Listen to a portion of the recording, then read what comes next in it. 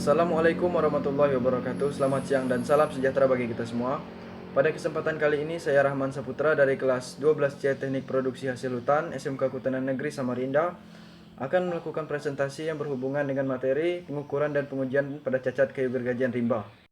Sebelum melanjutkan ke materi berikutnya, kita akan membahas tentang pengertian dari kayu gergajian dan pengukuran pada kayu gergajian. Jadi kayu gergajian merupakan kayu berbentuk persegi empat atau papan jeblosan yang mempunyai ukuran tertentu dan diperoleh dengan cara menggergaji kayu bulat atau bentuk lainnya.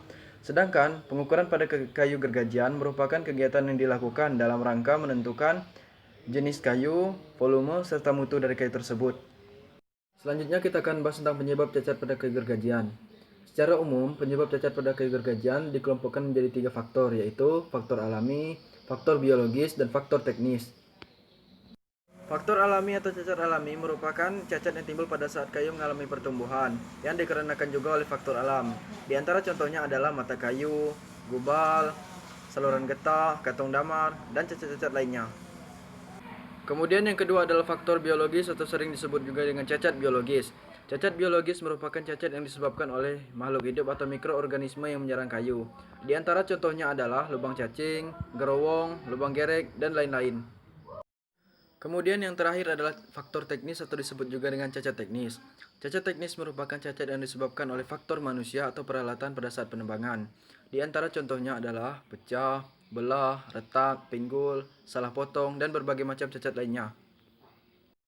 Selanjutnya kita akan bahas tentang pengaruh cacat pada kayu gergajian. Dalam kegiatan pengukuran dan pengujian kayu gergajian, terdapat 3 cacat yang dikelompokkan, yaitu cacat berat, cacat sedang, dan cacat ringan. Cacat dari kayu gergajian akan sangat mempengaruhi beberapa faktor yang menentukan mutu dari kayu tersebut. Di antaranya adalah kekuatan kayu, keindahan kayu, keawetan kayu, serta akan menyulitkan dalam kegiatan pengolahan berikutnya. Cacat berat atau yang sering disingkat dengan CB merupakan cacat yang tidak diperkenankan keberadaannya. Contoh dari cacat ini adalah gerowong, lubang gerek tembus, serat putus, salah potong, dan cacat berat lainnya. Yang kedua adalah cacat sedang atau yang sering disingkat dengan CS. Cacat sedang merupakan cacat yang tidak diperkenankan keberadaannya pada bagian muka sehat.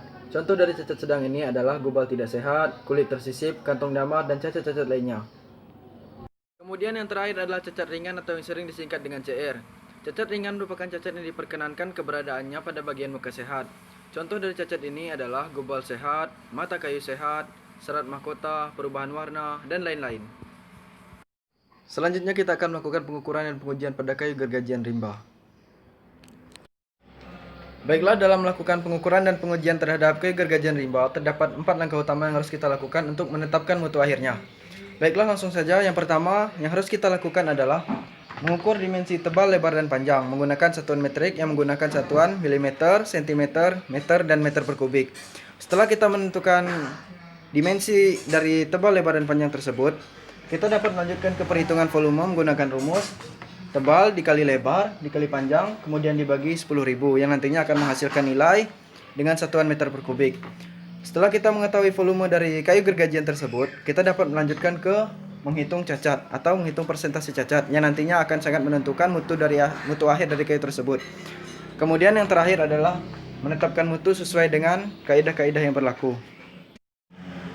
Baiklah, kita masuk ke dalam contoh pengukuran dan pengujian kayu gergajian rimba sesuai dengan penjelasan yang telah diterangkan di atas tadi. Kita akan masuk ke contoh yang pertama, yaitu yang pertama adalah mengukur dimensi tebal, lebar, dan panjang. Di sini keterangan dari dimensi tebal, lebar, dan panjang telah diketahui, yaitu dimensi tebal senilai 2 cm, lebar senilai 16 cm, dan panjang senilai 4 meter. Karena sudah diketahui, kita tinggal masukkan ke rumus mencari volume dengan menggunakan tebal dikali lebar dikali panjang dibagi 10.000. Kemudian kita ganti angka-angkanya sesuai dengan dimensi yang telah kita tentukan tadi menjadi 2 dikali 16 dikali 4 per 10.000. Hasilnya adalah 0,0218 meter per kubik. Untuk volumenya kita sudah dapat, jadi volumenya itu adalah 0,0218 meter per kubik. Kemudian kita masuk ke dalam jenis cacat. Pada kayu ini terdapat lubang gerek besar tembus sebanyak 3 buah per 450 meter persegi atau tersebar. Karena mengingat dengan jumlah dan kualifikasi dari cacat tersebut, kita golongkan cacat tersebut ke dalam cacat berat. Dan dikarenakan lubang gerek ini sampai tembus, maka kayu tersebut digolongkan sebagai kayu yang ditolak ukur. Baiklah, kita akan masuk ke contoh yang kedua, yaitu caranya sama saja seperti yang pertama tadi. Yang pertama harus kita lakukan adalah menentukan nilai dari dimensi tebal, lebar, dan panjangnya. Di sini nilai dari dimensi tersebut adalah tebal senilai 2 cm, lebarnya senilai 15 cm, dan panjang senilai 4,2 meter. Kemudian kita hitung volumenya menggunakan rumus tebal dikali lebar dikali panjang per 10.000, maka akan menghasilkan nilai 0,0134 meter per kubik. Jadi kita telah mendapatkan nilai dari volume kayu tersebut. Kemudian kita lanjutkan ke dalam penentuan jenis cacatnya. Di sini cacat kayu tersebut adalah pecah dengan panjang 79 cm. Untuk menghitung pecah tersebut, kita dapat membagi panjang pecah dengan panjang keseluruhan kayu, kemudian kita kalikan dengan 100. Sehingga dapat kita jabarkan sebagai berikut. Persen pecah sama dengan 79 per 420 dikali 100 sama dengan 18,8%. Jadi untuk persentase dari pecah tersebut adalah 18,8% dari keseluruhan kayu tersebut. Namun, karena pecah pada sortimen papan tidak diperkenankan, maka kayu kedua juga ditolak ukur. Baiklah, cukup sekian presentasi yang dapat saya sampaikan pada kesempatan kali ini. Jika ada penyampaian dan kata-kata yang salah, saya mohon maaf. Saya tutup dengan lafaz wabillahi taufiq wal hidayah. Wassalamualaikum warahmatullahi wabarakatuh.